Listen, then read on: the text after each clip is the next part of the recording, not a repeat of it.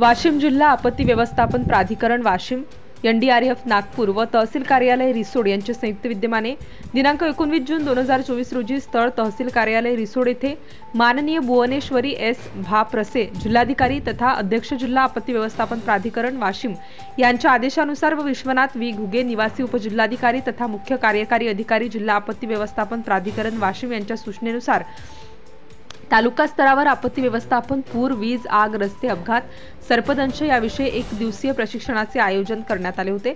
सदर प्रशिक्षणाचे उद्घाटन रिसोड तहसीलदार प्रतीक्षा तेजणकर यांच्या हस्ते करण्यात आले। सदर प्रशिक्षणाला प्रमुख मार्गदर्शक जिल्हा आपत्ती व्यवस्थापन अधिकारी शाहू भगत, एनडीआरएफ नागपूरचे पोलीस निरीक्षक ब्रिजेश कुमार यादव, सहायक पोलीस उपनिरीक्षक जयस्वाल व सर्व एनडीआरएफ टीम, तालुका कृषी अधिकारी रिसोड मकरंद तावरे, विस्तार अधिकारी पंचायत विभाग समिती रिसोड हे उपस्थित होते। यावेळी मार्गदर्शन शाहू भगत, ब्रिजेश कुमार यादव, एनडीआरएफ टीम यांनी उपस्थितांना मार्गदर्शन केले। सदर प्रशिक्षणाला सरपंच, पोलीस पाटील, मंडळ अधिकारी, तलाठी, ग्रामसेवक, कृषी सहाय्यक, आरोग्य सेवक, सेविका, अंगणवाडी सेविका, आशा वर्कर व विविध विभागाचे कर्मचारी, तहसील कार्यालयाचे कर्मचारी उपस्थित होते।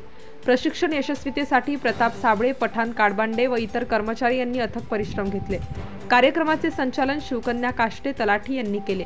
प्रतिनिधी आरिफ पोपटे, कारंजा, धुमाकूळ, महाराष्ट्र न्यूज नेटवर्क। आपल्या परिसरातील ताज्या आणि महत्त्वाच्या बातम्या पाहण्यासाठी आजच आपल्या धुमाकूळ महाराष्ट्र न्यूजला YouTube वर सबस्क्राइब करा आणि बेल आयकॉन प्रेस करा।